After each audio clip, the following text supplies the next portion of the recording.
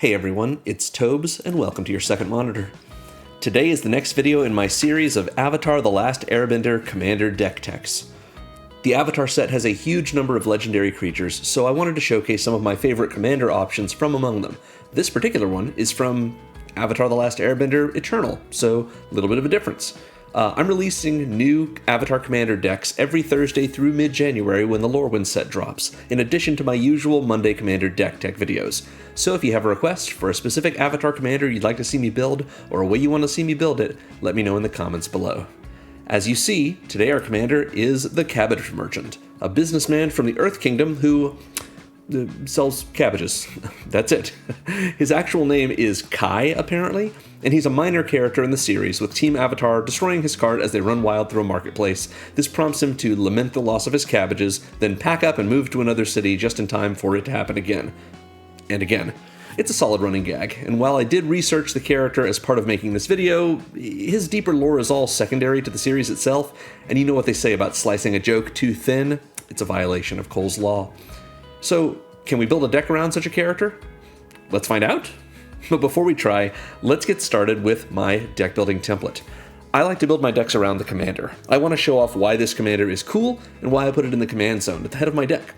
So I take 30 cards and put them toward doing what the deck tries to do at the table and trying to win. This is our game plan. 30 more cards go towards supporting that game plan in the form of card advantage, acceleration, and interaction pieces. I usually run 1 or 2 Wraths. Sometimes I'll run more if it would play into the game plan. Sometimes, like today, I don't run any at all because meh. But I almost always keep to my floor of 38 lands so that I can make sure I always hit my land drops and I can cast my spells. So let's talk about our commander. The Cabbage Merchant is a 2/2 legendary human citizen for 2 and a green, with 3 abilities. The first is whenever an opponent casts a non-creature spell, we create a food token. Food is an artifact that has the ability pay 2 mana, tap it, and sacrifice it, and you gain 3 life. The Cabbage Merchant also says whenever a creature deals combat damage to you, sacrifice a food token. If you don't have any food tokens, obviously you can't, but if you do have any, you've got to sacrifice one of them. And if you tap 2 untapped foods you control, add 1 mana of any color. Worth noting that his second ability requires us to sacrifice a food token, so if we have any non-token food in play, which we have some of in the deck, we don't have to sacrifice those. And his last ability lets us make 1 mana of any color. Not probably that useful in this deck, but it could be useful if you want to put the Cabbage Merchant in something else. It is just worth mentioning that it's 1 mana of any color, not any type. If, for whatever reason, you happen to need colorless mana specifically, tapping 2 untapped food tokens won't produce colorless mana, just 1 mana of any color. So for us, it's typically green. So setting aside the Cabbage Merchant's fictional biography of having shrewd business sense and eventually becoming an industrialist, his card is simple, on the surface at least. He makes food when our opponents cast anything other than creatures, and lets us rub our cabbages together, I guess, to produce mana, but we also lose a food token for each creature that deals combat damage to us. It seems at first like this is just a good source of extra mana, with a food theme and a small downside mechanic, and that's all. But we can go deeper. Ever since food was introduced in Throne of Eldraine, it's gotten more and more support. Making it go off in mono green isn't as easy as, let's say, green and black, but it's well within our reach. We just have to think about everything food does for us. That is, to use every part of the cabbage. First, food is an artifact. And even in mono green, artifact synergies are powerful. Food is usually a token, which means we can spend our food without feeling like we're losing cards when we do. Food has a built-in sacrifice outlet, which means it's trivial for us to trigger abilities that care about sacrifice and care about leaving the battlefield. And of course, food gains us life, for which there are plenty of payoffs. That is 4 separate axes for us to build around: artifacts, tokens, sacrifice, and life gain. But there's a 5th way of using food, and it's the most fun of all. As it turns out, most cards that care about food beyond just making a token when they enter give us some bespoke way to use food. From our foraging Bloomburrow squirrels, to our festive Lord of the Rings hobbits, to our feasting Troll King that comes back to life just for 1 more snack. Food cards have so many interesting mechanical wrinkles and ways to give us value, and our commander is a prime example. Each pair of foods is essentially a mana rock when they work together, and even though we don't need the non-green mana in this deck, Kai knows that Cabbage can fit into many different flavor profiles. Because of all that, our deck just goes wild. We have cards that care about artifacts entering, leaving, or just filling up our cart. We have ways of using tokens just because they're tokens. We have ways to sacrifice our foods and ways to get value when our foods get sacrificed, meaning Kai's downside mechanic can be an upside for us. We have Lifegain payoffs too, giving us a reason to enjoy the fine crunch of our own supply. And of course, we use all the most fun ways of making our foods work for us beyond just their innate qualities, including a number of big mana cards to which Kai accelerates our access. Like our commander, our deck seems simple, but it's a banquet of fun options and decision points. Once Kai is on the board, we spend our opponent's turns looking at our hand, imagining what we can do next. Do we spend our food for mana, or do we sack it for value? Oh, no, wait, we can do both if we sequence it right. Oh, and then that lets us do this as well, and then we can, we start planning out our turn, then making contingency plans, then seeing new lines and cooler plays until we're squeezing every bit of value out of our cards and having a blast doing it. Our flavor is mild enough that we can go in any direction we want, giving us the flexibility of choice. Our deck can take things from a simmer to a boil fast, and before we know it, we're cooking. We can prepare endless dishes to serve our opponents, and we can see them all, visions of delicious victory bubbling up with every new draw. Playing this deck teaches the whole table to eat their vegetables, and illustrates exactly why our commander dreams of Cabbage.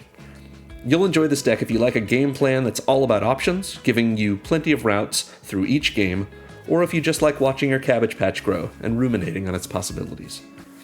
So as usual, this Mox Field list we're going over today is linked in the video's description. Below that list, on the Mox Field page, is a considering section. A bunch of cards that I thought about putting in, and ultimately chose not to, either for budgetary reasons or because it wasn't the focus of my deck. But it sure could be the focus of your deck. Maybe you got a bigger budget. Maybe you got a smaller budget. I have cards for that as well. Or maybe you want to take it in a different direction if you too build a Cabbage Merchant deck. I do want to make mention, the Cabbage Merchant is currently sitting at about $17.50, so way more expensive than most of the commanders I build for, but we did keep our deck pretty cheap.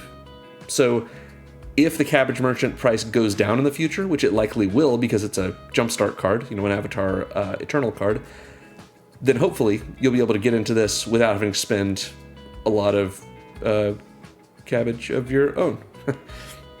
So let's get into our game plan.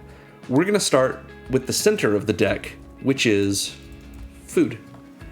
We've got 30 cards that make food or are food, and then we're going to talk about some of the ways we're using that food. So we're starting with one of the most mimetic cards from Throne of Eldraine. It's Gilded Goose. A single green gives us an 0/2 bird with flying that when it enters, it makes a food. We can pay a red and a green and tap it to create a food, or we can tap it and sacrifice a food to add 1 mana of any color.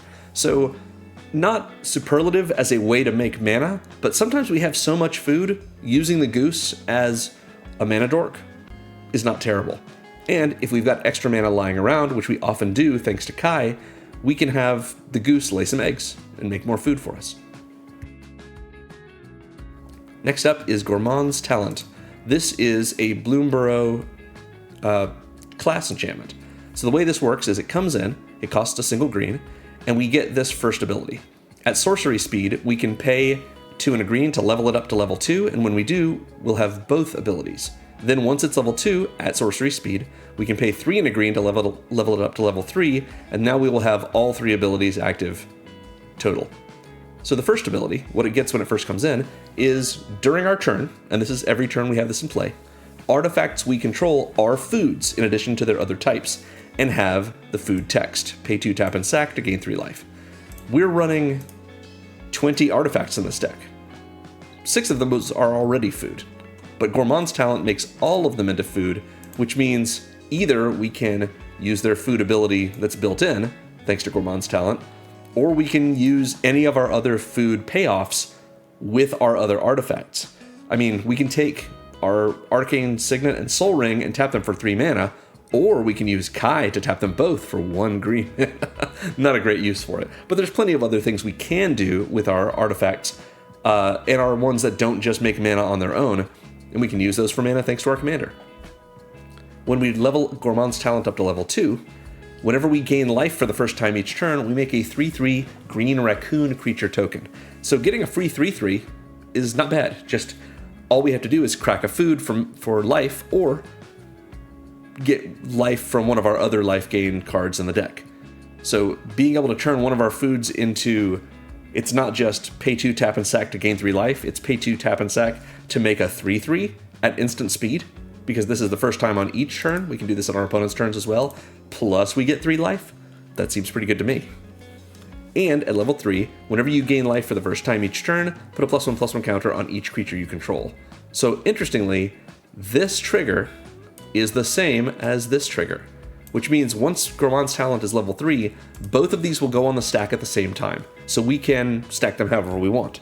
Probably what we want to do is make the raccoon first, and then give all of our creatures a +1/+1 counter, which will include the raccoon. So not only did we get a free body whenever we cracked a food on any turn basically, but we also pumped our entire team, including that free body. Being able to do this on our opponent's turns, pretty sweet. And if we have plenty of mana, which we often will if we have, an endless supply of cabbages, we can, with Kai out, tap 4 cabbages for a total of 2 mana, and then tap and sack a 5th cabbage, and suddenly we have a 4/4 raccoon, and all of our other creatures have a counter on them. Pretty nice. Next up is Bumbleflower's Sharepot. After all the value we got from Gourmand's Talent, this is a little bit of a letdown, but it's a useful spell for us. For 2 generic mana, we get an artifact that when it enters, it makes a food. That's all it is.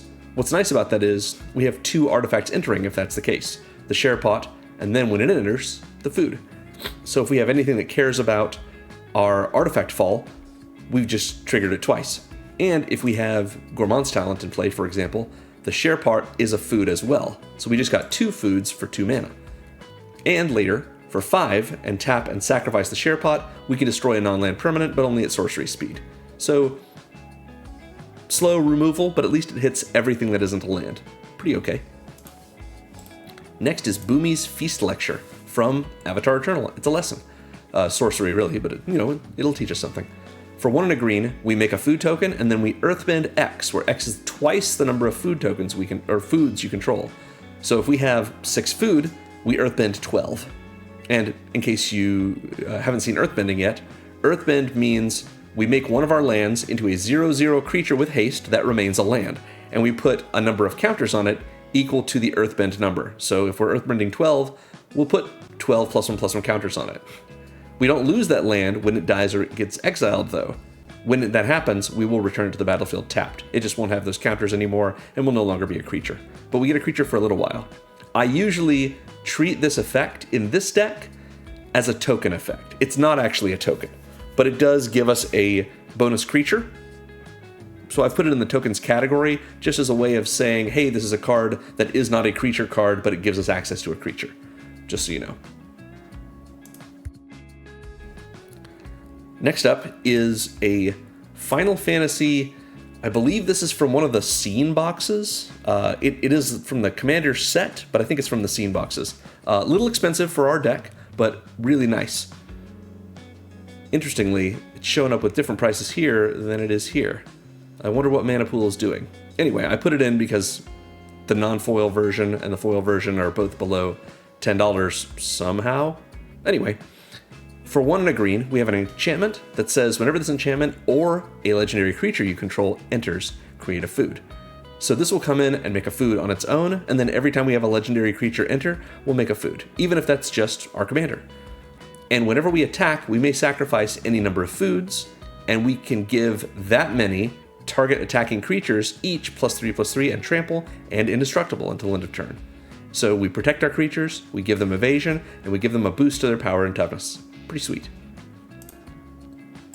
Instant Ramen is next from the Final Fantasy main set. For 2 generic mana, we have an artifact and it's just a food. This is a non-token food. It has flash because it's instant ramen, you see. And when it enters, we draw a card, and then it just has the food text. So it gives us a food because it is a food, and it replaces itself in our hand. We can have this come out on our opponent's turn if we need to, or during our combat maybe. Yeah, instant ramen is nice. Next up is Limbus from Lord of the Rings. 2 generic mana for a food, and when it enters, we scry 1 and then draw a card. So it's not like instant ramen where we just draw. It doesn't have flash, but we get a full opt with this. We get to scry and draw. It has the food text, pay 2 tap, sack, gain 3 life, and when it is put into a graveyard from the battlefield, we shuffle it back into our library. So Limbus bread, we're going to be able to get it again eventually. Next is Pawpatch formation. 1 and a green gives us an instant that's modal. We get to choose to either destroy a creature with flying, destroy an enchantment, or draw a card and make a food. Oftentimes, we're going to be holding this up as enchantment removal, or to kill a dragon, kill an angel, maybe a demon, something that's problematic in the air. But if we really need food, or card draw, we can cycle it. Just draw a card and make a food. Next up is Revive the Shire, also from Lord of the Rings. 1 and a green for a sorcery that says return target permanent card from your graveyard to your hand and create a food. So this is a regrowth effect. It only hits permanents, so we can't get something like Boomy's Feast Lecture back because it's a sorcery. But we sure can get most of the cards on our deck, and we get a food in the process. Pretty good. Next we have Sir Ginger, the Meal Ender. This is a 3/1 legendary artifact creature food knight. If you haven't seen the Wilds of Eldraine trailer, pause this video now and look it up on YouTube. It's phenomenal. And that's where Sir Ginger comes from. She's 2 generic mana for a 3/1, and she has Trample, Hexproof, and Haste as long as an opponent controls a Planeswalker. So oftentimes in Commander, this is not going to come up. But when it does, Sir Ginger is going to hate that Planeswalker and is going to get really powered up if an opponent has one. Also, in case you're wondering, her horse's name is Cinnamon. Anyway, whenever another artifact we control is put into a graveyard from the battlefield, we put a +1/+1 counter on Sir Ginger and we scry 1. And then we can pay 2, tap, and sack her to gain life equal to her power. Which means, as she gets bigger, we're going to be able to gain more life from her later on. Next is 3 bowls of porridge. That's all it is, 3 bowls. It's got porridge in it, some berries, For 2 generic mana, we have another artifact food, but this one doesn't draw us a card when it first comes in. We can pay 2 and tap it to choose one of these 3 that hasn't been chosen yet. We can do 2 damage to a creature, we can tap a creature, or we can sacrifice it and gain 3 life. So eventually, we eat our last bowl, and we just get some life out of it. But until then, we can pay 2 and tap it to do some very soft removal, or some hard removal for something smaller. And then it just sits on the battlefield until we're ready to crack it, and we could tap it with another food for mana, thanks to Kai. Alright, next up is Tough Cookie. This card was way too strong in Limited for Wilds of Eldraine. 1 and a green for a 2/2 artifact creature food golem, that when it enters, it makes a food. So he's prepared and he brought extra food. For 2 and a green, until end of turn, target non-creature artifact you control becomes a 4/4 artifact creature. So it doesn't say non-creature, non-token artifact. So we can use this for 3 mana to animate our food tokens as 4/4 creatures. We can do that before combat, or before declare attacks at least, and attack with our food tokens, and we don't care if they die because they were just food tokens, we'll make more. Or we can do this as a surprise for blocking. Tough Cookie is a great effect here that often surprises opponents. And it has the food text. Pay 2, tap, and sack to gain 3 life. Next up is Trail of Crumbs, originally from Throne of Eldraine. 1 and a green for an enchantment that when it enters, we make a food. And whenever we sacrifice a food, doesn't say just a sacrifice of food as part of its own ability. We can sacrifice a food for any number of reasons in this deck, and all of them trigger Trail of Crumbs. Whenever you sacrifice a food, you may pay 1 generic mana, and if you do, look at the top 2 cards of your library. You may reveal a permanent card from among them and put it in your hand, and put the rest on the bottom of your library in any order. So that means if we're paying 2, let's say, to sacrifice one of our foods for just life, we pay 1 more mana, and we basically get to draw a card. The likelihood in this deck, with 9 sorceries and 3 instants, that we happen to see 2 cards that are 2 sorceries, 2 instants, or 1 of each is pretty low. Even if we see a land, lands are permanent cards, so we can get that and put it in our hand. All in all, this means food now has an extra rider. Hey, when you sacrifice this, for whatever reason, pay a mana, and you're probably going to draw a card. It's not actually a draw, but it feels like one. It's putting a card in your hand from the top of your library. Next is the non-legendary version of our commander. It's Unlucky Cabbage Merchant. It's a 2/2 for 1 and a green, so a little bit weaker and a little bit... Is it a little bit weaker?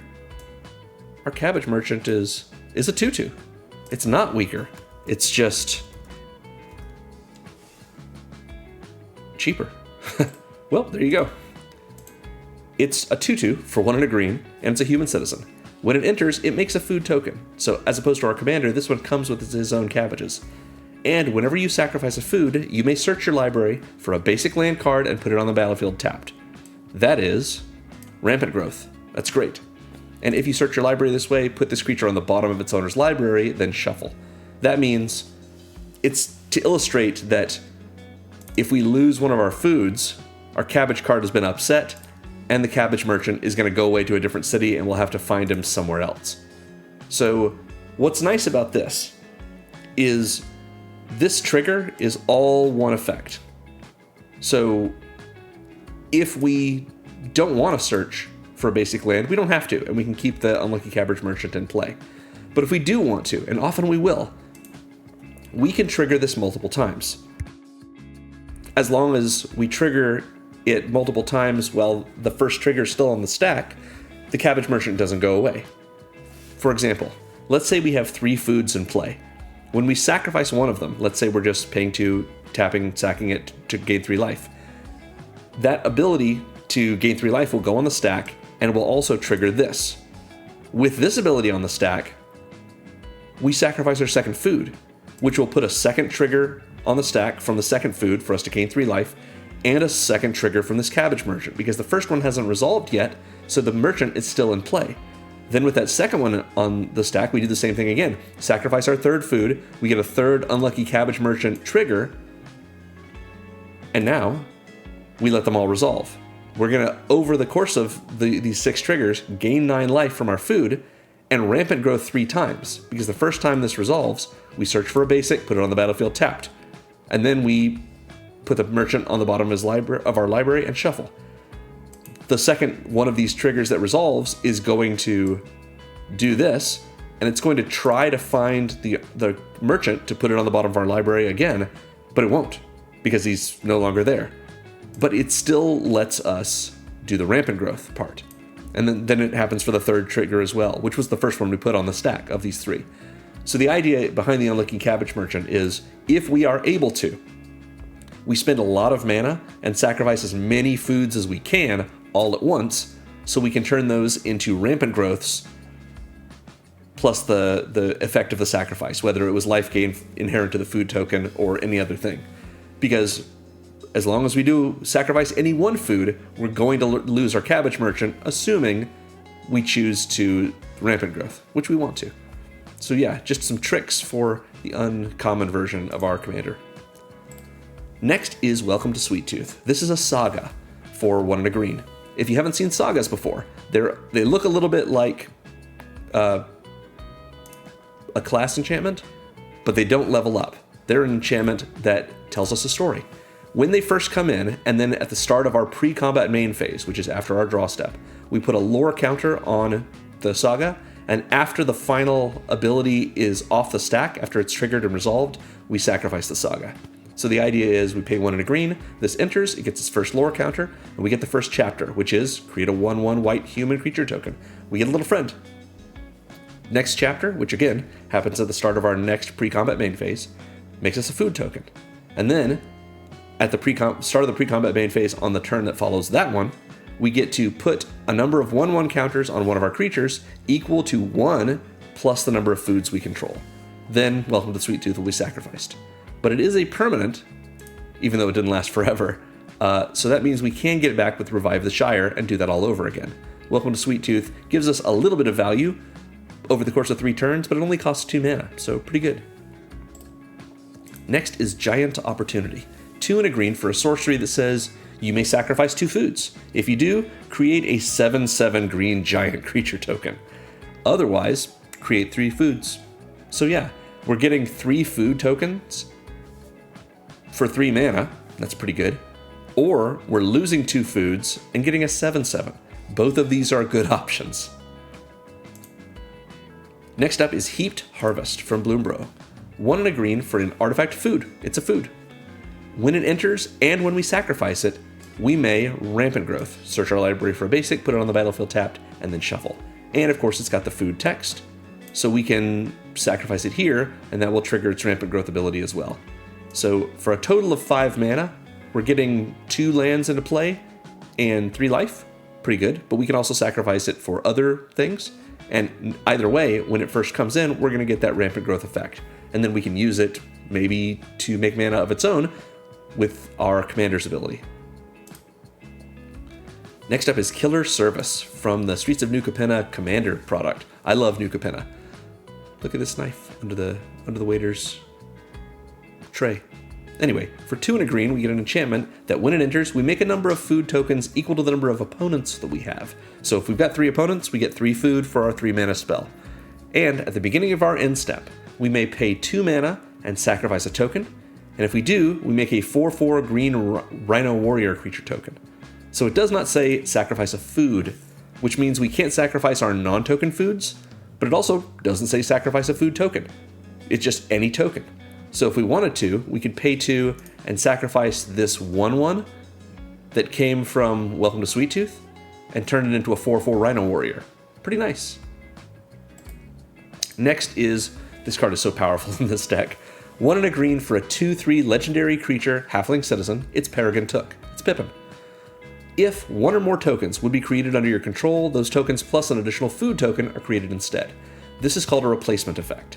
The idea behind it is anytime we make a token as a discrete event, doesn't matter how many tokens we're making. If we make a 1/1 white human creature token with Welcome to Sweet Tooth, Pippin says, we're going to get a 1/1 creature and a food. If the next ability triggers, we're not going to make a food, we're going to make a food and another food. Killer Service enters, and we make a number of food equal to our opponents, which is 3 foods, let's say. Peregrine Took says, don't make 3 foods, make 3 foods plus a food, so a total of 4 foods. So anytime we make any type of token, and any number of those tokens, we make an extra food as well. And Peregrine Took says, if we sacrifice 3 foods, we can draw a card. Draw without having to pay mana for it? Sounds great to me. I do want to make mention, just in case you're new to Magic though, this says sacrifice 3 foods. You have to sacrifice them to this ability. It doesn't draw you a card just because you happened to sacrifice 3 foods to another ability. The way that works, just in case you're curious, is this is an activated ability, and we know that because it has a colon in it. The colon separates the cost of an ability from the effect of an ability, which means in order to activate this ability, we must sacrifice 3 foods, and we have to do that to this ability, not to any other ability, like sacrificing foods to the ability they have inherently of paying 2 tap and sacking to gain 3 life. If we want to draw a card, we have to sacrifice 3 foods for no other value of sacrifice effects. Yeah. Next up is Return from the Wilds. 2 and a green for a sorcery that lets us choose 2 of these 3. We either Rampant Growth, search for a basic, put it on the battlefield tapped and shuffle. We make a 1/1 human, or we make a food. Oftentimes with this card, we are ramping and making a food. But it's okay to make the human token if that's what you need. It's just, in this deck, a food is like half of a land for us, since we can tap 2 foods to make a green mana with our commander in play. So usually being able to get one of our forests out of our library, and into play is pretty worth it. But the human creature token option is always there for us if we need it. Next is Spider Food, also from Wilds of Eldraine. 2 and a green for a sorcery that destroys up to 1 target artifact, enchantment, or a creature with flying, and we make a food token. So get rid of the classic things that green doesn't like, and we get a food as well. Pretty okay. Another removal spell from Lord of the Rings is Stew the Conies. 2 and a green for an instant that says target creature you control deals damage equal to its power to target creature you don't control and create a food token. So that is a bite effect, not a fight, and then we make a food as well. Pretty good. Tireless Provisioner is next. We're getting into some of the really exciting ones. 2 and a green for a 3/2 Elf Scout with a landfall ability. Whenever a land we control enters, we make a food or we make a treasure token. Treasures are like one-off lands, if you want to think of it that way. They're artifact tokens that if we tap and sacrifice them, we make 1 mana of any color. So Tireless Provisioner, in most decks I build, usually we're making treasures from it. But in this deck, we have a lot of reasons to make food. And we have a few ways to rampant growth out our lands and get extra landfall triggers from the Provisioner. So yeah, whatever we happen to need. Next, from the big score, is Bristlebud Farmer.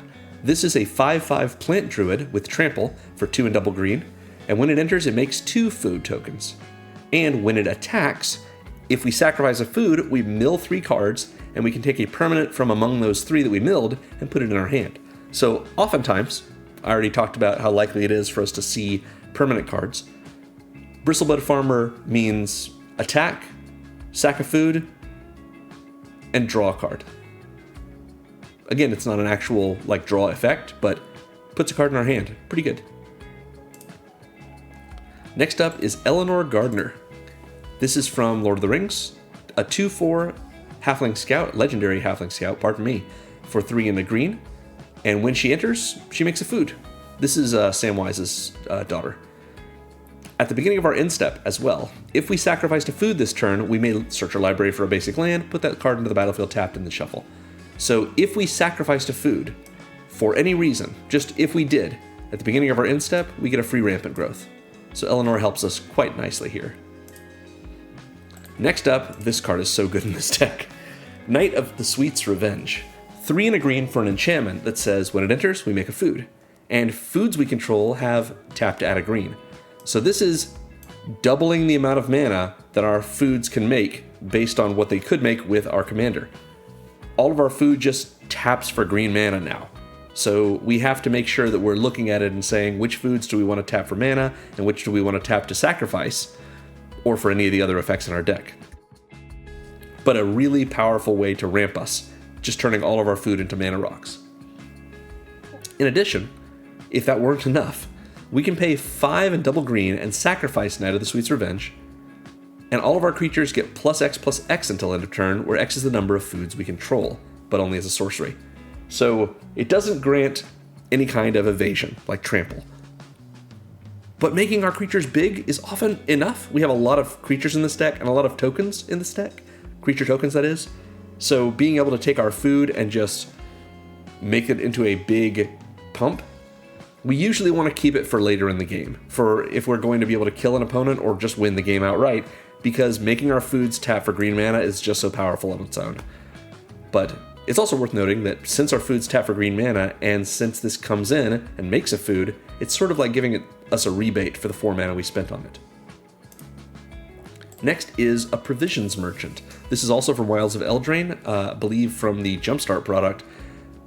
But I made sure to put this in because we can't just have our commander and his uncommon version be the only food merchants in the deck. We gotta have some solidarity in our food carts. So for 2 and double green, we get a 3/3 Beast Peasant. When it enters, it makes a food token. And when it attacks, if we sacrifice a food, all of our creatures get +1/+1 and trample until end of turn. This is not a counter, it's just a temporary bonus to power and toughness. But adding trample on top of that is pretty nice. When this creature attacks, if we sack a food, it's now itself just a 4/4 trampler. That's pretty good. Next up is Bosco, just a bear. Bosco's just a bear, just like our commander is just a cabbage merchant. For 4 and a green, we get a 4/4 legendary bear. And when Bosco enters, he makes a food for each legendary creature we control, which includes himself. So he comes in with at least 1 food. Delicious. And for 2 and a green and sacrifice a food, we can put 2 1/1 counters on Bosco, and he gains trample until end of turn. So the counters stick around, the trample only lasts this turn, but giving him a food and turning him into a colossal Dreadmaw until end of turn is pretty good on its own. And we have plenty of legendary creatures, not a huge number, but plenty. to make sure that Bosco gives us at least the one food and then hopefully a few more. I'm usually seeing at least 2 foods, one for Bosco and one for our commander. But of course we've got Eleanor, and we have Peregrine Took, other creatures that are legendary as well. Next up, from my little spiel for the heart of the deck, it's the Feasting Troll King. A 7/6 Troll Noble for 2 and quadruple green, which is just 6 mana. So 7/6 for 6 with Vigilance and Trample, and when it enters, if we cast it from our hand, we make 3 foods. So he brings his own feast. And when he's in the graveyard, if we sacrifice 3 foods, we can return him from the graveyard to the battlefield, but only during our turn. So we can't get a surprise blocker, and we can't do it like during someone's end step, so that we're, other than our own, of course, so that he doesn't have Summoning Sickness during the turn that follows, which might be ours.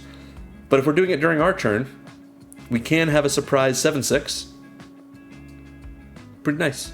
But it is worth recognizing, if we do that, we didn't cast it from our hand, which means he won't come in with a 3 food. He just ate those food. Finally, we have Generous Ent. 5 and a green for a Treefolk with Reach. It's a 5/7, and when he enters, he makes a food. Or when it enters, I should say, it makes a food.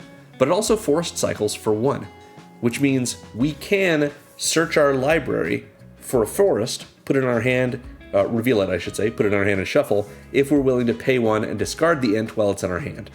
So that's pretty nice because we have a lot of basic forests in the deck, but we also have 1 non-basic forest, which is not an incredibly powerful card, but it is a forest. So it's something we can find with Generous Ent, and therefore we might be able to get our food anyway, since that forest is Gingerbread Cabin. We will see that later on when we talk about the cabin. So those are all of the cards that give us food or are themselves food. So let's talk, I mentioned before, about our commander being able to make mana with all of our foods, and how we have some big mana payoffs for that. Here are our big mana cards. We're going to start with Genesis Wave.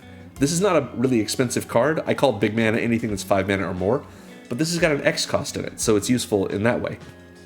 For X and triple green, we have a sorcery that says reveal the top X cards of your library.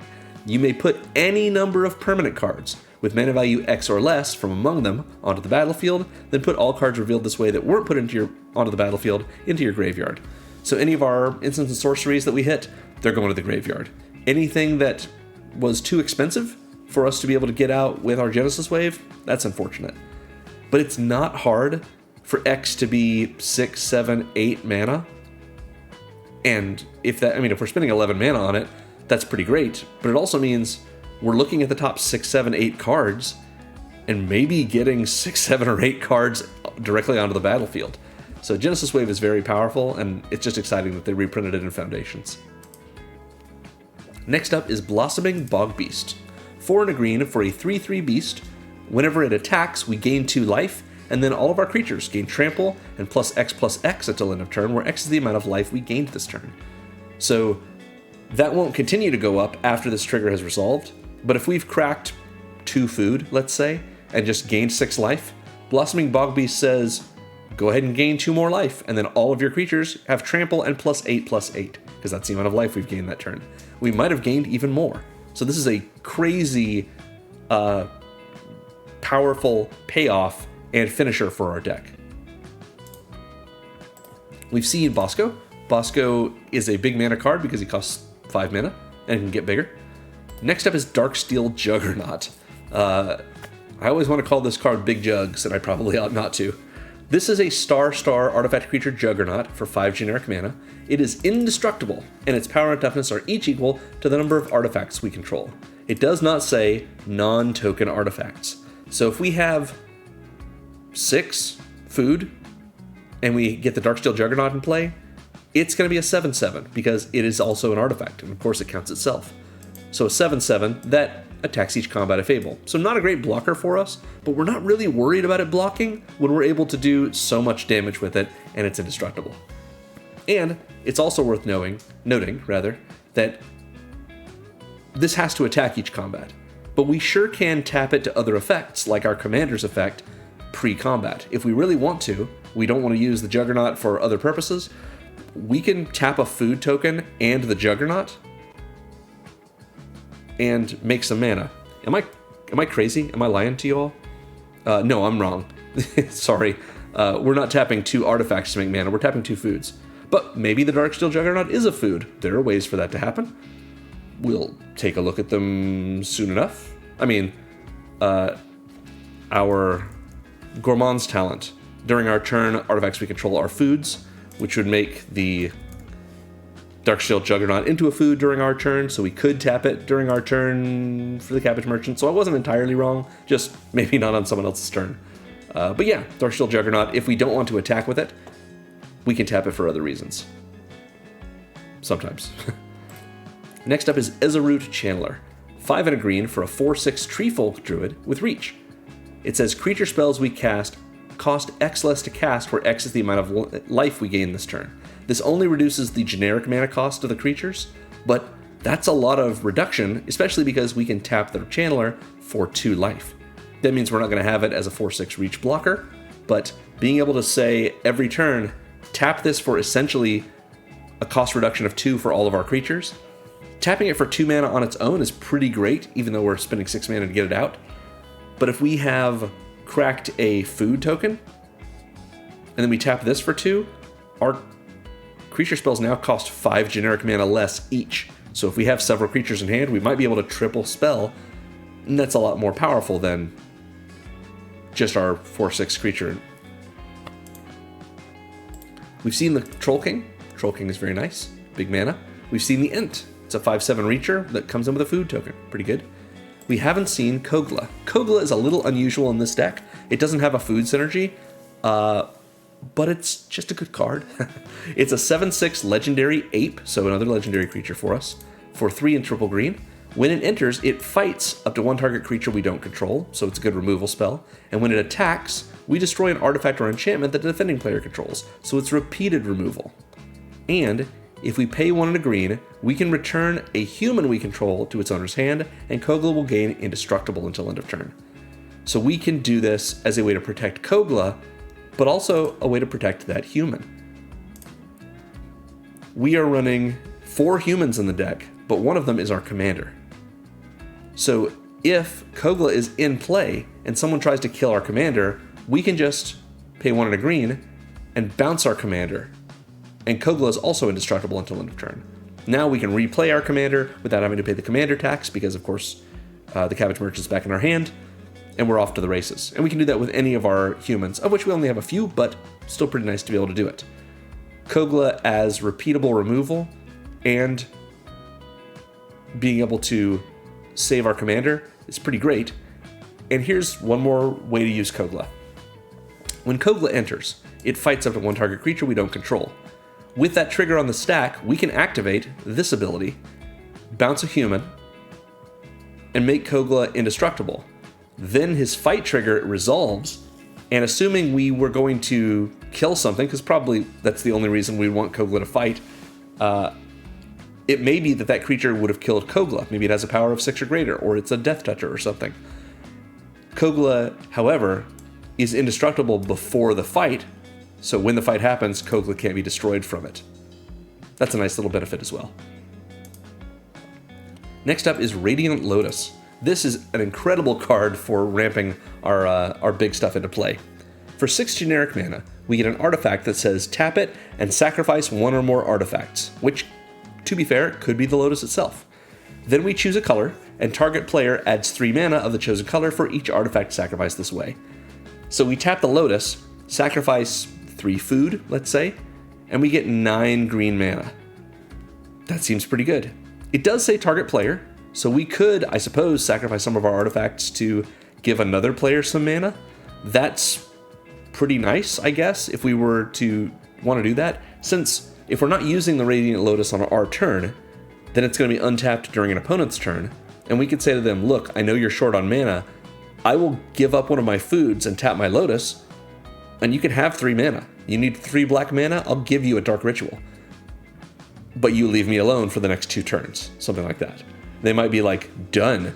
because being able to ramp someone else for more than 1 mana, I mean, the 1 mana that you can give to your friends at the table is usually met with, oh, thank goodness I was 1 mana away. Giving them 3 mana or more? Yeah, that's worth a pretty sweet deal at the table.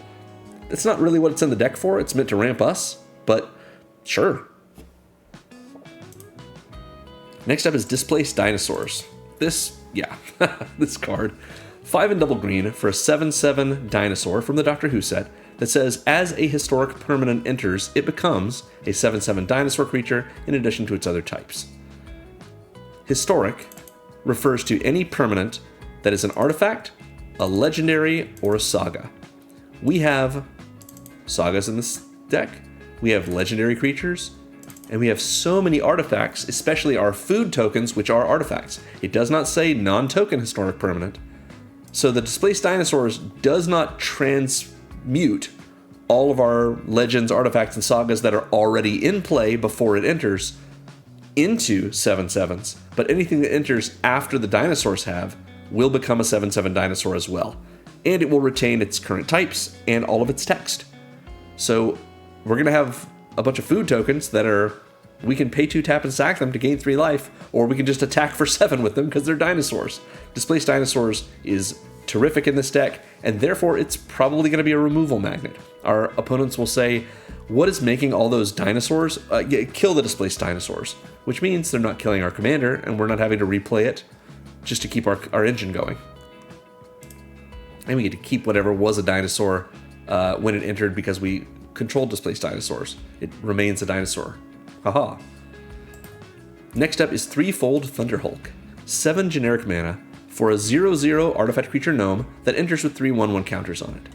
And when it enters or attacks, both of these, we make a number of 1/1 colorless gnome artifact creature tokens equal to its power. So for 7 mana, we get a 3/3 that comes in with 3 1/1s. All of those 4 things, the 1/1 creature tokens, and the 7 mana 3/3, are artifacts. So that's relevant for our artifact fall abilities. And it has the ability, if we pay 2 and sacrifice another artifact, which could be a food, could be a gnome, could be anything else, we put a 1/1 counter on this creature. Meaning, if we then attack with it, we're going to make more artifact creatures in the form of these 1/1 gnomes. It is worth noting that when the Thunderhulk comes in, it enters as a 0/0 with 3 counters on it. If it enters with Displaced Dinosaurs in play, it enters as a 7/7 dinosaur with 3 1/1 counters on it. And then, since it has entered, we make a number of 1/1 gnomes equal to its power. We will make 10 of those, since it came in as a 7/7 with 3 counters on it. All of them will be 7/7 dinosaurs, because that overwrites this 1/1 gnome quality. So we will have just put 80 power on the battlefield, and it only cost us 14 mana in the right sequence. But still pretty nice to be able to get that off, in case you're wondering how Displaced Dinosaurs interacts with tokens and such. Finally, we have a non-permanent spell for this section. It's Thunderous Debut. 6 and double green for a sorcery that says, look at the top 20 cards of your library. You may reveal up to 2 creature cards from among them. If the spell was bargained, put the revealed cards onto the battlefield, and otherwise put the revealed cards in your hand, then shuffle. So in all likelihood, for 8 mana, looking at the top 20 cards, we're gonna find 2 creatures. They may not be the best creatures in our deck, but we are running 25 creatures plus our commander. So the likelihood of finding maybe Displaced Dinosaurs, maybe Threefold Thunderhulk, maybe Kogla, something big, we're gonna be able to find more than 8 mana worth of creatures and put them right in our hand. Unless we bargain it. Bargain means when we cast this, as we cast it, we can sacrifice an enchantment, a token, or an artifact. All of our foods are tokens and artifacts, so we have so many ways to bargain this thing.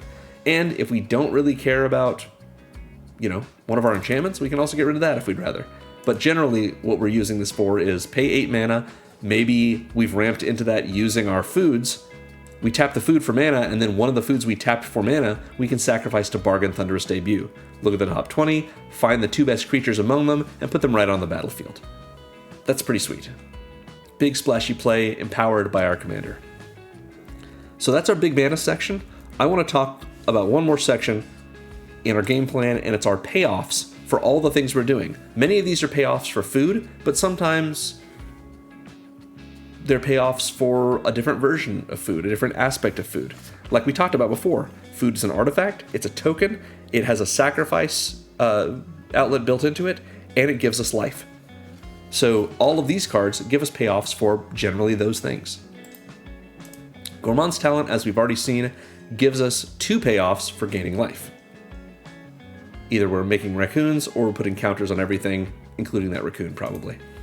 Teething Wormlet is next. This is a 1 green for a 1/1 worm. It has Death Touch as long as we control 3 or more artifacts. So that's payoff for Metalcraft, which is just controlling 3 or more artifacts. And in addition, whenever an artifact we control enters, we gain a life. And if this is the first time this is resolved this turn, we get a 1/1 counter on the Wormlet. So generally, we're getting a 1/1 counter on this Wormlet every one of our turns, and sometimes on our opponent's turns, just depending on what we're doing and if we're making food tokens.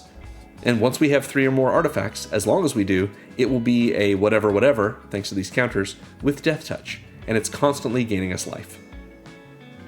That life gain happens every time an artifact comes in, not just the first one. Next up is Adaptive Omni Tool from Ether Drift Commander.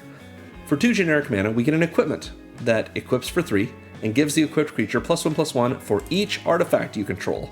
Just make your commander huge. Make the Cabbage Merchant have the power of all cabbages. And then, whenever the equipped creature attacks, we look at the top 6 cards of our library. We may reveal an artifact from among them, put it in our hand, put the rest on the bottom in a random order. So this deck has 20 artifact cards in it. So it's not really the right math for this, but a 1 in 5 chance per card. We're pretty likely to be able to find an artifact, and if we don't, that's okay. We've still got a huge bonus to our equipped creature. And we're going to get another attack next turn. We've seen Boovy's Feast Lecture, and how it gives us a payoff for having so many foods, because we earthbend X, where X is twice the number of foods we control. I guess I should point out, the payoff for Adaptive Omni Tool is that the creature gets +1/+1 for each artifact, and we're going to have a lot of these artifacts. Next up is Sarenth Steelseeker. 1 and a green for a 1/2 human artificer scout that says whenever an artifact we control enters. That's going to happen a lot. We look at the top card of our library. If it's a land, we can reveal it and put it in our hand, and if we don't put the card in our hand, we can put it into our graveyard. So this lets us filter lands off, or filter cards off the top of our library if we want to, but also lets us get cards into our hand if we really need to. Sarenth Steelseeker is a great way for us to make sure we hit our land drops and have plenty of cards in our hand if we need to, since we do have some discard outlet in this deck.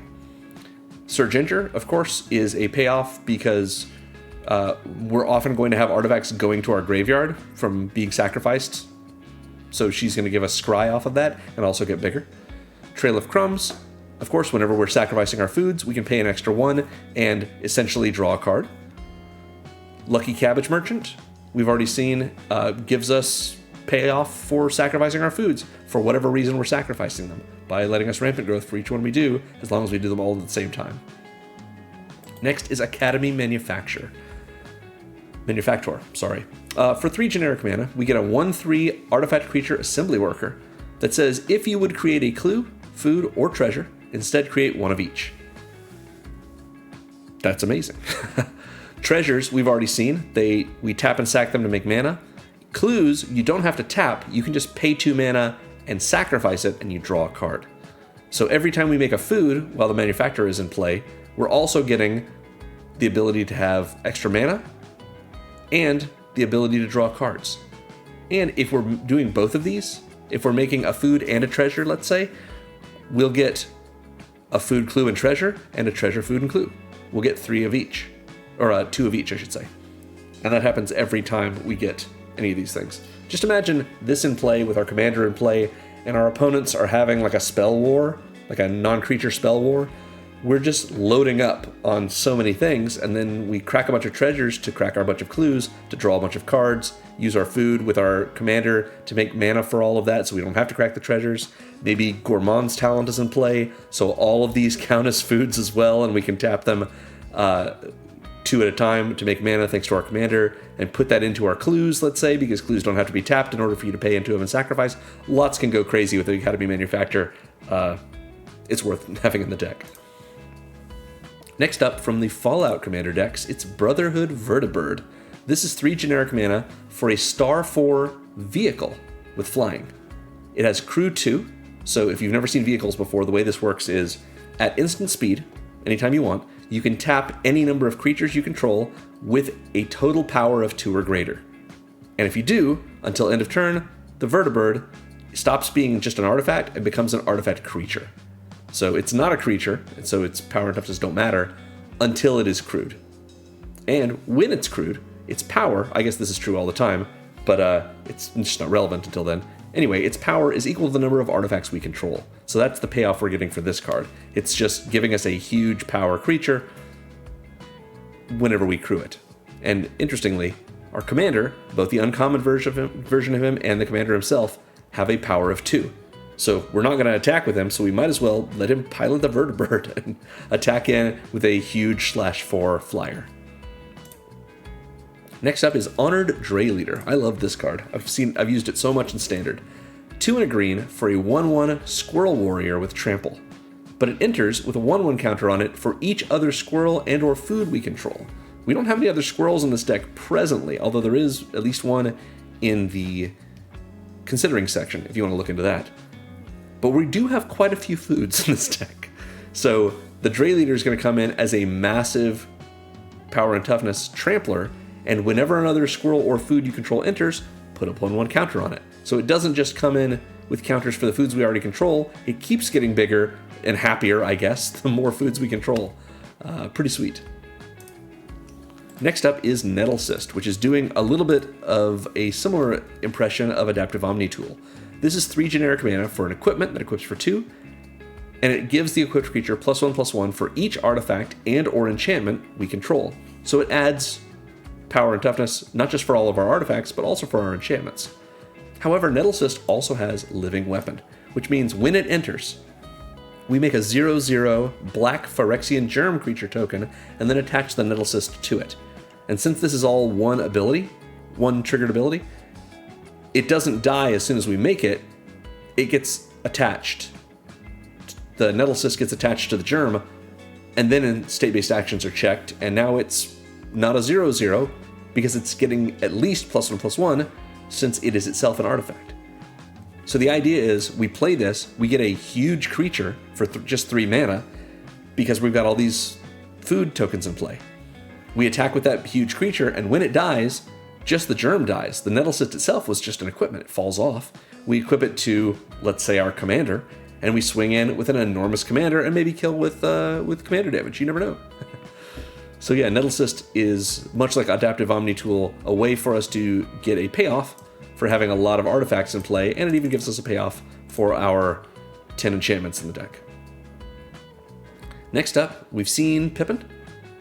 Gives us extra food whenever we get food, just like the Academy Manufacturer gives us clues and treasures whenever we make food, or, make any one of these, we get all 3.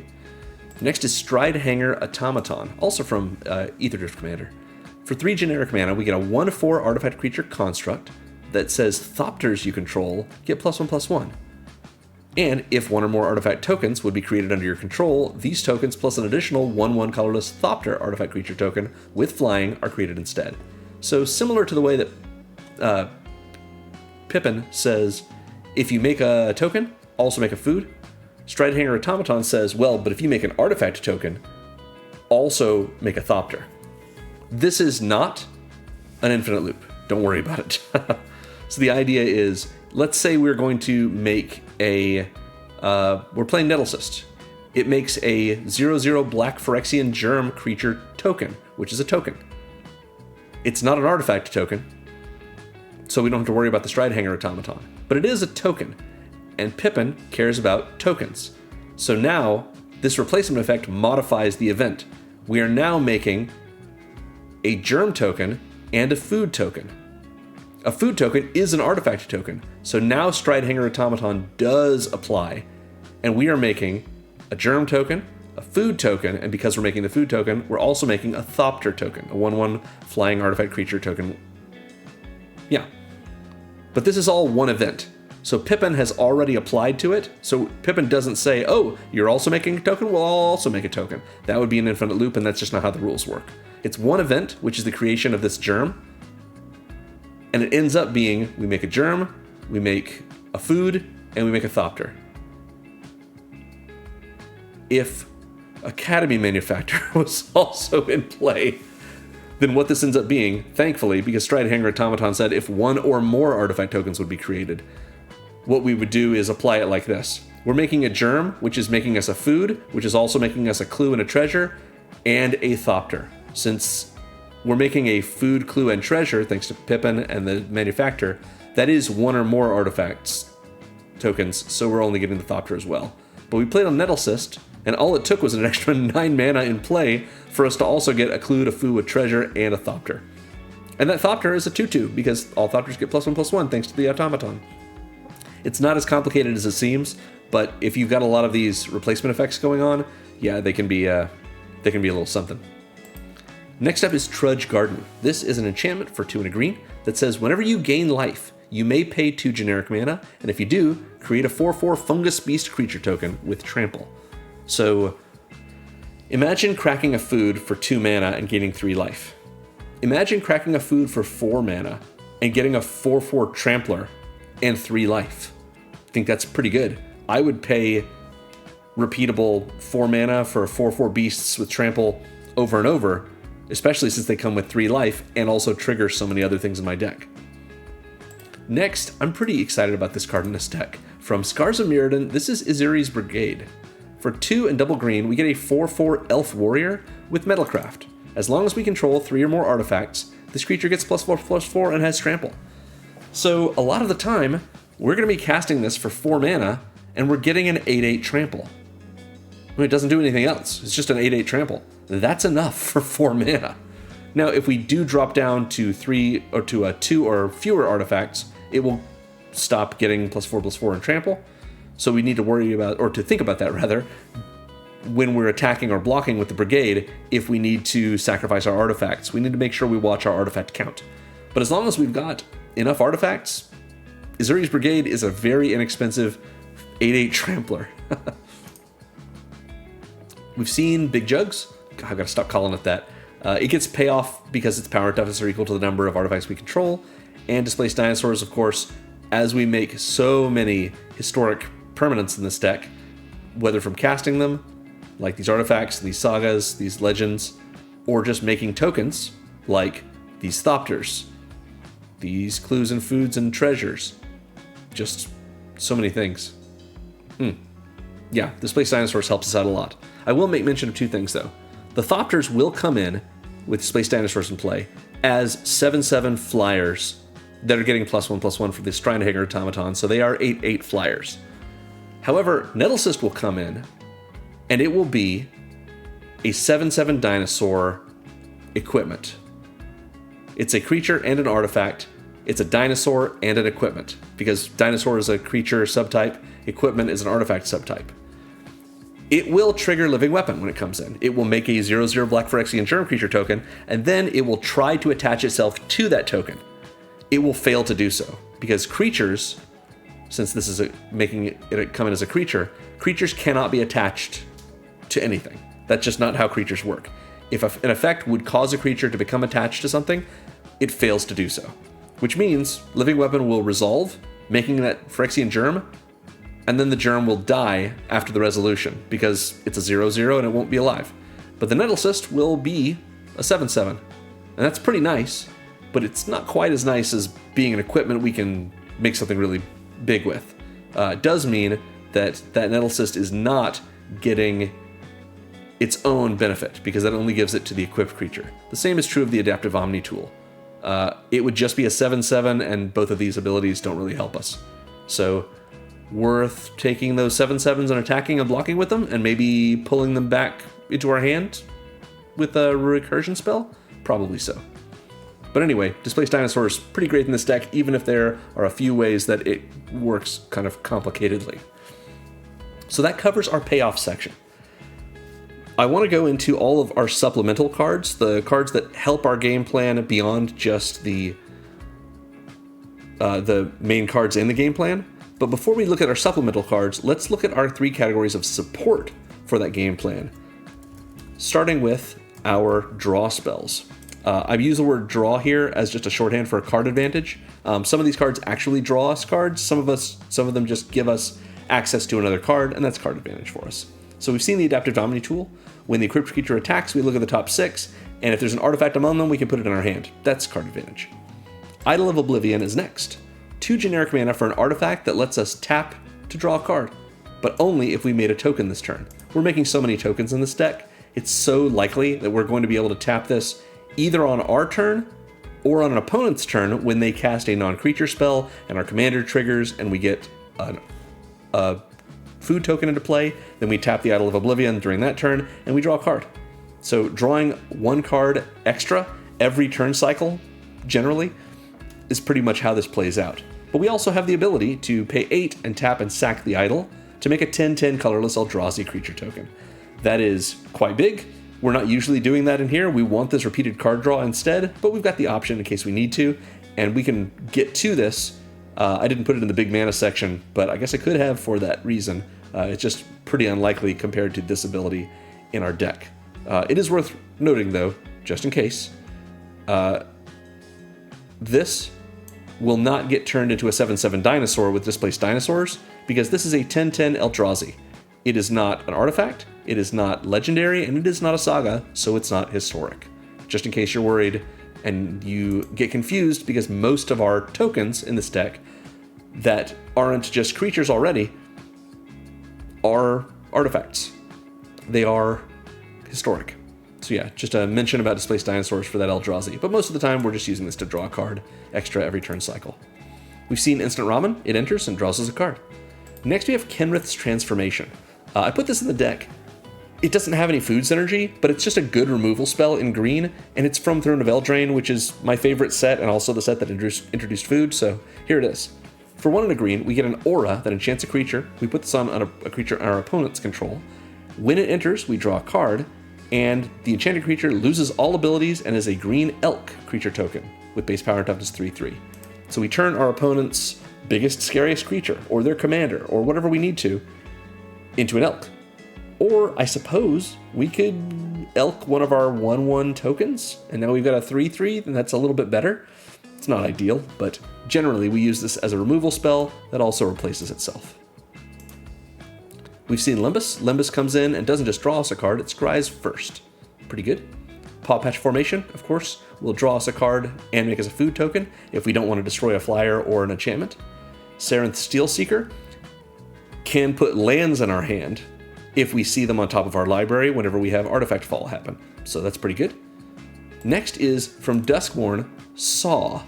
This is a 2 generic mana equipment that equips for 2 and gives the equipped creature +2/+0. It also says whenever equipped creature attacks, you may sacrifice a permanent other than that creature or this equipment, and if you do, draw a card. So by being able to pump up one of our creatures and make it a little more scary, we have also the ability that on attack we can sacrifice, let's say, a food token, and we get to draw a card off of it. So that's 1 time extra per turn. It's not hard to move around, especially with the extra mana we're making thanks to our commander. So Saw is a great way for us to get extra card advantage, as well as to sacrifice our tokens. It says permanents, so we could sacrifice a land for this if we wanted to, or any other token. Just, yeah, very nice. Also, this is not really a saw. Like, there's no... It's supposed to look like a circular saw, but there's nothing driving it, at least that we can see on the other side. It's more like a really scary pizza cutter, which is appropriate for food. Maybe this is the thing that we use to slice our cabbage. Who knows? Next, we have 3 Bowls of Porridge. We've already seen 3 Bowls of Porridge. It's pretty good. It doesn't really draw us a card. Why is this in this section? Who put this here? This is a mistake on my part. Sorry, everyone. Okay, we have 17 cards in this section. Never mind. All right, Trail of Crumbs. When we sacrifice a food, if we pay an extra 1, we can look at the top 2, reveal a permanent from among those 2, put it in our hand, put the other on the bottom. This is getting a card into our hand. That's good card advantage. Academy Manufacturer is in this section appropriately because we're not usually making clues in this deck, but when we do, those clues are crackable and can draw us cards.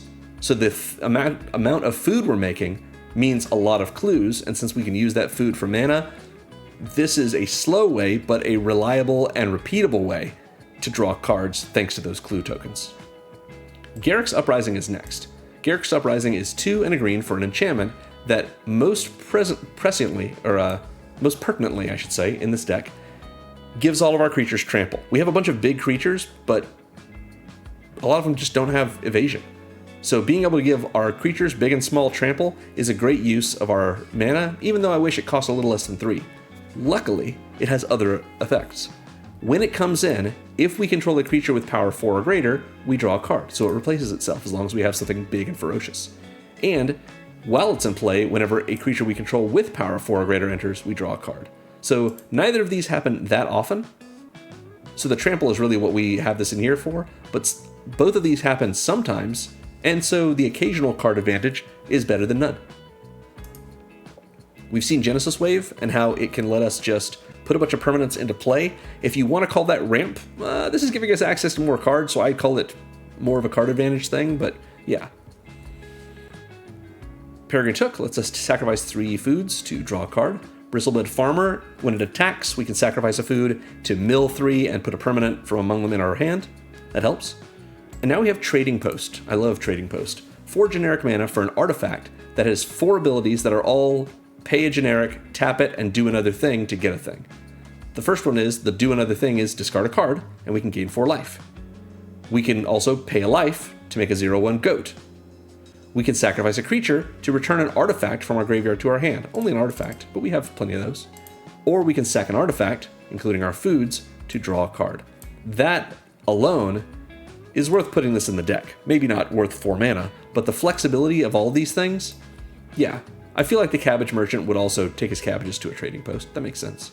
Maybe not get a goat, though. Generous Ent, of course, can forest cycle, which means it's not really card advantage since we're losing this card and getting a different one, but it does draw us a card, and that's nice.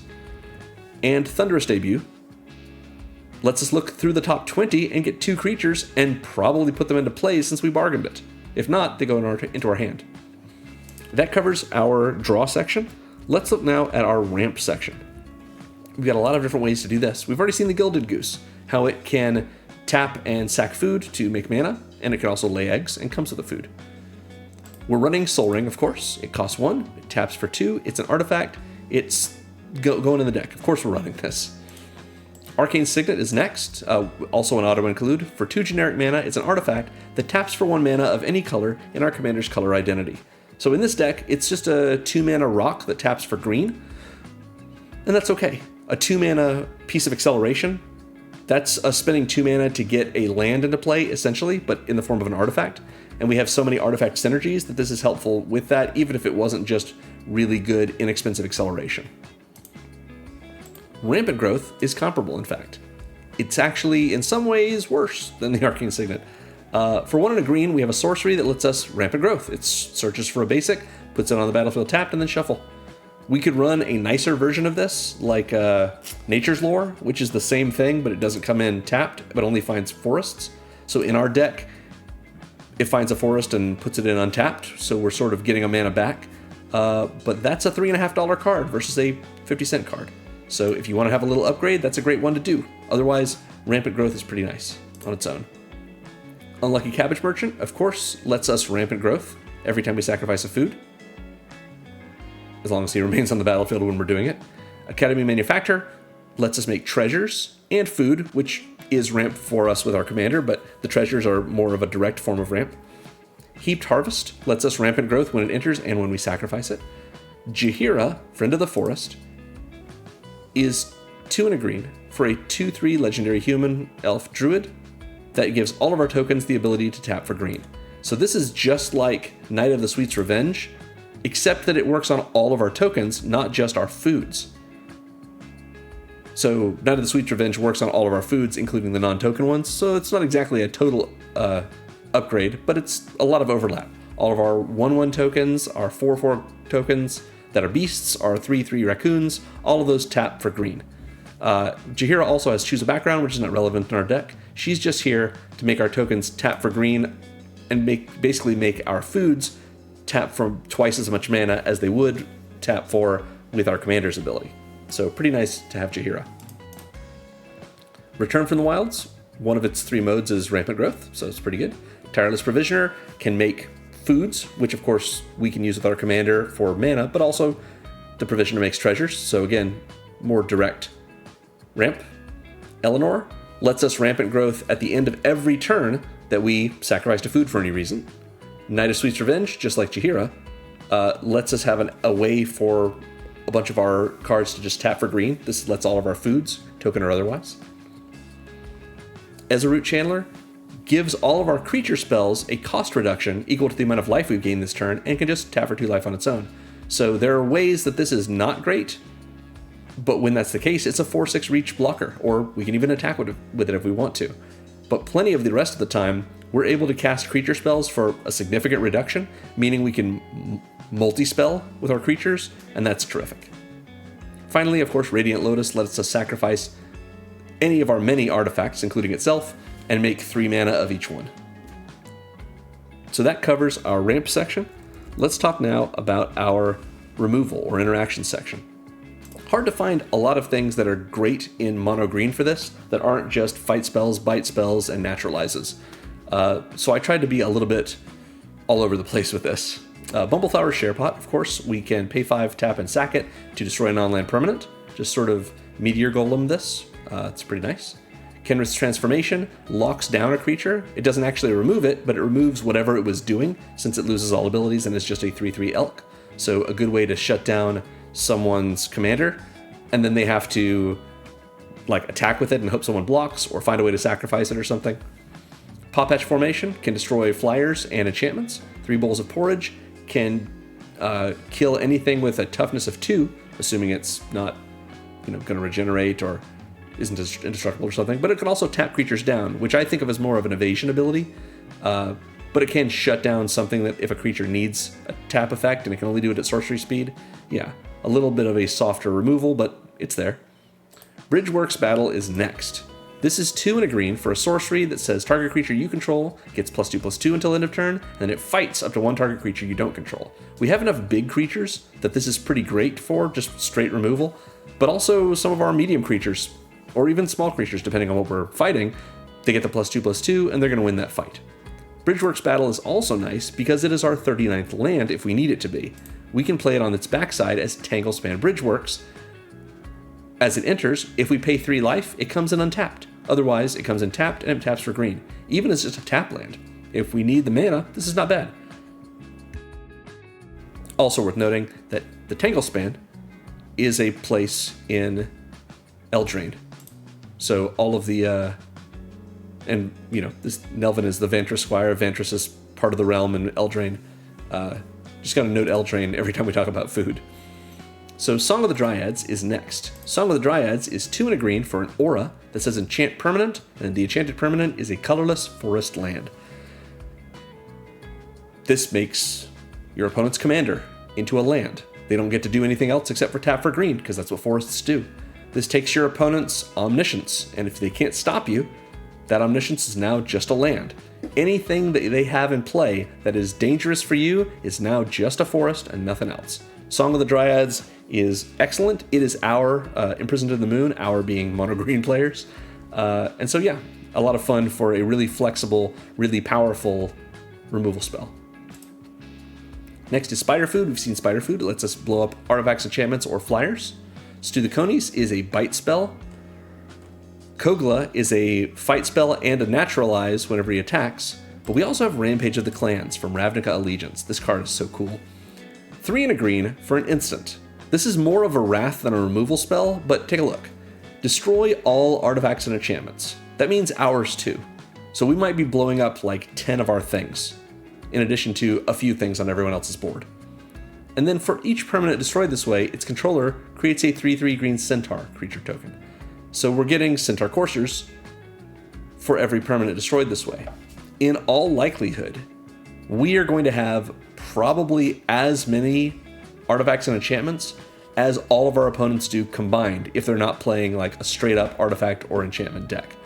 So we're going to have so many tokens in the form of these creatures. This is a crazy spell for us to run, especially with all of our random enchantments and our non-token artifacts.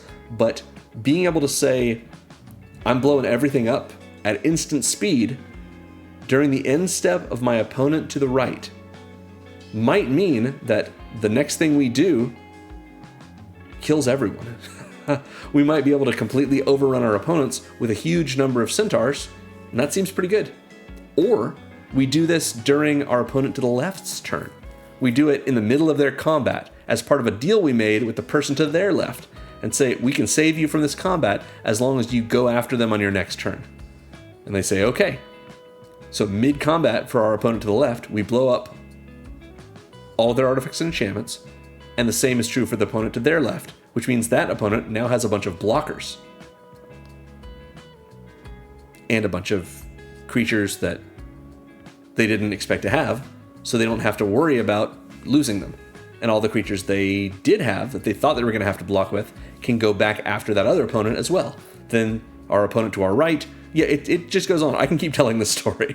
The point is, it's a really fun card that totally changes the texture of a commander game and is pretty beneficial for us, beneficial for everyone, but for us probably more than others, simply because of the volume of tokens we have coming out, artifact tokens specifically. So yeah, a lot of fun. That covers our removal section. We don't have any Wraths in this deck, unless you count Rampage of the Clans, so we're going to go straight into our supplemental sections, starting with our outlets. These are ways that we can sacrifice things. Sometimes we want that, so this is what we're doing.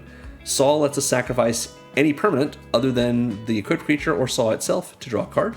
Giant Opportunity lets us sacrifice 2 foods to make a 7/7 giant, or we just get 3 foods. Killer Service lets us sacrifice a token at our end step if we're willing to pay 2, and then if we do, we get a 4/4 Rhino Warrior. Peregrine Took lets us sacrifice 3 foods to draw a card. Provisions Merchant lets us sacrifice a food when it attacks to give all of our attacking creatures +1/+1 and trample. Trading Post lets us sacrifice a creature to regrow an artifact or an artifact to draw a card. Bosco lets us sacrifice a food to put 2 counters on him and give him trample until end of turn. Feasting Troll King lets us sacrifice 3 foods to reanimate it, but only during our turn. Radiant Lotus lets us sacrifice any artifacts we want to make them into essentially Black Lotuses.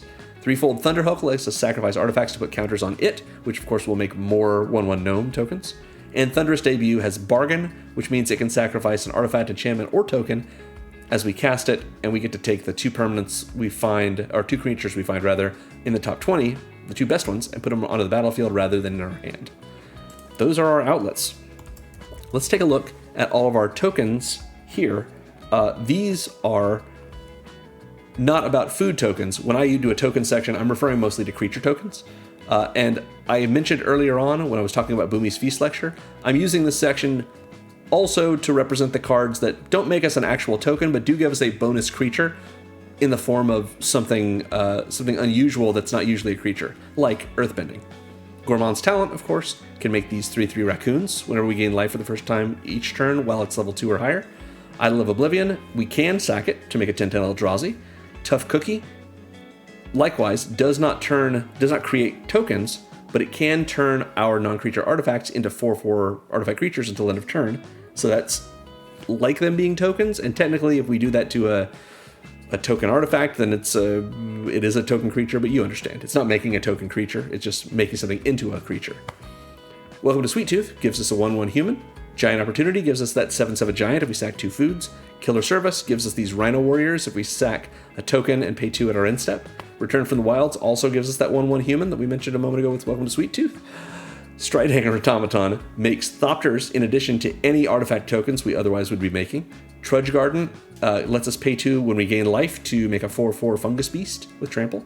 Rampage of the Clans turns everyone's artifacts and enchantments into 3/3 Centaurs. Trading Post lets us make a goat if we really want a goat. That seems good.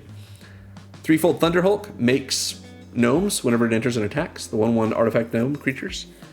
And Displaced Dinosaurs, again, doesn't make tokens, it makes our historic permanents into dinosaurs, so that's unexpected, in a lot of ways, unexpected creatures. So that's our token section.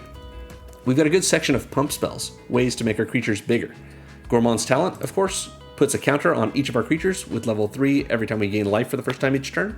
Adaptive Omni Tool makes the equipped creature bigger by 1/1 for each artifact we control. Nettlecyst does the same thing for the equipped creature for every artifact and or enchantment we control. Campsite Cuisine lets us sacrifice foods and make that same number of attacking creatures get a 3/3 bonus and trample indestructible until end of turn. Saw gives +2/+0 to the equipped creature. Welcome to Sweet Tooth puts counters on one of our creatures based on 1 plus the number of foods we control. Night of Sweet's Revenge, if we sacrifice it for 7 mana, gives all of our creatures a power and toughness bonus equal to the number of foods we control. Provisions Merchant, when it attacks, if we sack a food, all of our attacking creatures, including it, get +1/+1 and trample. And of course, Blossoming Bogbeast, when it attacks, we gain 2 life, and then all of our creatures get trample and +X/+X, which is that amount of life we gained this turn. That's our pump. We do have a little bit of life gain in this deck, as you've seen already. Teething Wormlet gains us a life every time artifacts enter under our control. Trading Post, we can gain 4 life if we're willing to pay 1 and tap it and discard a card. Not usually that often going to happen, but we can. Sometimes we've got extra lands in hand, you never know. Blossoming Bogbeast gains us 2 life whenever it attacks, and then gives us that big bonus and trample for our creatures. And as a root, we can tap it to gain 2 life, and then all of our creatures cost an amount of generic mana less to cast until end of turn, equal to the amount of life we gained that turn. Next, we have a small recursion section. We've already seen how Trading Post can bring back an artifact from our graveyard if we sack a creature. We might do that. Probably it's here for the last ability, but we've got lots of options. And of course, Revive the Shire lets us get any permanent card from our graveyard back to our hand, and we make a food as well. We have a small protection section as well. Campsite Cuisine, of course, when we do the attack trigger thing, all the creatures we choose get +3/+3, trample, and indestructible. And Kogla can give itself indestructible by bouncing a human, which protects that human as well. We finally have an evasion section. These are ways that we are able to get past our opponent's blockers. All of them are in the form of trample. Campsite Cuisine's attack trigger gives our selected creatures +3/+3, trample, and indestructible. Garrick's Uprising gives all of our creatures trample. Provisions Merchant gives all of our creatures, including itself, that are attacking +1/+1 and trample until end of turn when it attacks if we sacrifice a food. And Blossoming Bogbeast gives all of our creatures trample whenever it attacks, and gives them a power and toughness bonus equal to the amount of life we've gained this turn, which is going to be at least 2. That covers all of our spells. As usual, we're going over our land base now, which is pretty simple for this deck. We're running 29 basic forests. Yeah, we've got a lot of utility lands, but 29 basics because we have a lot of rampant growth effects in this deck. We want to be able to make sure we have plenty of basics to just be a solid source of green for us. We have 2 fixing lands, which are really more ramp in a way. Blighted Woodland is our myriad landscape for this deck. It comes in untapped and taps for colorless. We can also pay 3 and a green, tap and sack it, and search our library for up to 2 basics, put them on the battlefield tapped, and shuffle. So that's very slow in that we have to pay 4 and tap it and sack it. So we're essentially tapping 5 lands to get 2 into the battlefield that come in tapped. But it's 1 land drop and 1 that we were able to tap for mana that we can turn into 2 lands in play. So it's very slow ramp, but it is ramp. And being able to do this by tapping a whole bunch of foods and contributing to it this way means we're able to do it a little bit faster. Also, I like Temple of the False God. I know some people don't like it. It is a land that comes in untapped and taps for 2 colorless mana, so it's a soul land, like Soul Ring, but only if we control 4 lands beyond it, so 5 or more including itself. So this is not ramp until you have 4 other lands, at which point it is. It's a land drop that makes 2 mana. It doesn't cost us another land, like a bounce land would. I think Temple of the False God is great. Obviously, you want to think about it before you put it in your library, or in your deck when you're building, but I usually put it in. I think it's worth the acceleration, and the fact that it doesn't help you super early on is fine. You're not playing a land at this power level, in a deck of this power level, and expecting the game to be over before turn 5. So yeah. Next up is our utility section. This is the only other section of lands we have in this deck. Let's go through them. Demolition Field is my one answer for lands. It comes in untapped and taps for colorless. We can also pay 2, tap, and sack it to destroy a non-basic land an opponent controls. This is an effect I do very little, which is to say, right here, one card out of 100. Simply because sometimes you need to deal with your opponent's Rogue's Passage or Glacial Chasm or something else that's stopping you from achieving your goals, or that will stop them from achieving theirs so quickly. So Demolition Field is my one answer for that, simply because people just don't like it when you blow up their lands. So what this does is it blows up a non-basic, and then that non-basic's controller gets to find a basic and put it on the battlefield untapped and shuffle, and so do we. So it's even better than Rampant Growth because it comes in untapped and it's any basic. As long as we both have basics, neither of us are down a land. We're just done with that non-basic we didn't like. I'm running Fomori Vault, which is an untapped land that taps for colorless, but we can also pay 3, tap it, and discard a card to look at the top X cards of our library, where X is the number of artifacts we control. We can put one of those cards in our hand and the rest on the bottom in a random order. One of those cards means one of the cards that we look at, which does not itself have to be an artifact, even though this is the vault from the big score. So yeah, Fomori Vault is a nice way for us to take a card in hand and probably find something better than it. Fountain Port is a land that is kind of like Trading Post, actually. It taps for colorless, comes in untapped. We can pay 2 and tap it and sack a token to draw a card, so that's a really nice rate for our card advantage. We can pay 3 and tap it and pay a life to make a 1/1 blue fish creature token. Not usually going to do that in this deck, but you never know. Sometimes you need a fish. And we can, if we have a lot of mana, which sometimes we will at the end of a turn when we have a lot of foods lying around, we can pay 4 and tap Fountain Port to make a treasure token and just sort of bank that mana. We'll hang on to it later. And if we have a Cattery Manufactor in play, well, we're going to make a treasure, a clue, and a food. So pretty good for us. This is our 30th forest. It's Gingerbread Cabin. Mentioned this earlier. It comes in tapped unless we control 3 or more other forests. We've got a lot of chances for that to be the case. And if we find Gingerbread Cabin early on, it's okay. A tap land is not bad. But when it comes in untapped, it also comes in with a food token. So we can get a free food from our land. That seems pretty good. Mosswort Bridge is in this deck, even though it feels like we have a few big creatures, but not a huge number. But it doesn't take that long for us to get up to something quite large. This is a land that comes in tapped and has Hideaway 4. Hideaway means when it enters, we look at the top 4 cards of our library and we exile one of them face down under Mosswort Bridge, so we don't have to show it to our opponents. And then we take the rest of the cards we looked at and we put them on the bottom of our library in a random order. Mosswort Bridge, once it untaps, can tap for green, or we can pay a green and tap it, and we can play the exiled card without paying its mana cost if creatures we control have total power 10 or greater. So that's pretty sweet. Being able to, once we get up to 10 power or greater, we essentially tap 2 lands, something for green. Of course, it may not be a land in this deck. And then tap the bridge, and we can play the card that we exiled. It says play, so if we exiled a land under this, we can play it as our land drop. We'd have to do this at sorcery speed, but no, actually I'm wrong. You can't do that. I keep thinking that you can play lands since it says play, but really what's going on here, since you can't do it because it doesn't give you permission to take the special action at sorcery speed of playing a land, you've got the Mosswort Bridge trigger on the stack, so the stack's not empty. In any case, you can cast a spell. So hopefully when you hit Hideaway 4, you are finding something really good, like your best spell of those, because you're not going to have too long before you can get up to 10 power or greater, and then you can cast that spell for free. Free meaning 2 mana, essentially. Alright, next up is Secluded Starforge. This is from Edge of Eternities. It comes in untapped, taps for colorless. We can pay 2 and tap it, and tap any number of untapped artifacts we control at sorcery speed to give one of our creatures a power bonus equal to the number of artifacts we tapped. So usually we've got a lot of other things we can do with our foods, but maybe one of our opponents is just completely shields down, and we've got like 15 foods in play.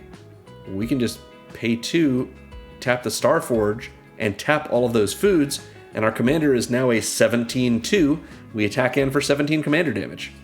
It's not unlikely that we can have 19 artifacts in play, and we just one-shot an opponent. It's not going to happen that often, but it's nice to have it as a backup, and the cost of inclusion is low because it's an untapped land. And if we need a mana sink, like we talked about a moment ago for things like Fountain Port and for Mori Vault, Secluded Starforge also lets us pay 5 and tap it to make a 2/2 colorless robot artifact creature token. It's a token, it's an artifact, and it's a robot, which is pretty neat. Finally, we're running the Shire. It's a legendary land that comes in tapped unless we control a legendary creature. So if our commander's in play, it comes in untapped, taps for green, and we can pay 1 and a green and tap it, and tap an untapped creature we control to create a food token, because we gotta have someone to grow our cabbages. And we're not using our commander usually for combat, unless we've got, I don't know, Secluded Starforge online, or we've got an Adaptive Omni tool, or a Nettle Cyst, making our commander really huge, or we want to pilot our Brotherhood Vertibird.